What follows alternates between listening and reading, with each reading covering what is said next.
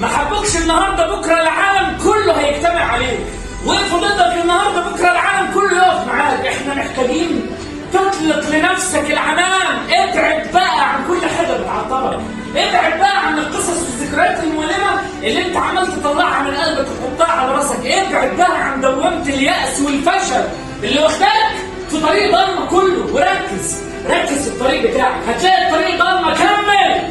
هتلاقيهم بيتكلموا عليك وحش، كمل. هتلاقيهم بيعرفوا طريقك، كمل. هتلاقي محدش بيساعدك، كمل. وممكن كمان يبقى جوه بيتك، كمل. وبين ليهم ان راس مالك المجهود اللي انت هتبذله، بين ليهم ان راس مالك ايمانك انك هتبقى حاجه، بين ليهم انك اجمد واقوى من مليون حاجه موجوده في حياتك. واوعى تفكر يعني ان النجاح اللي انت بتنجحه في حياتك ده هيجي سهل. مفيش نجاح سهل. النجاح بيوجع، النجاح بيألم، النجاح بيخلي البني ادم يموت نفسه عشان ينجح.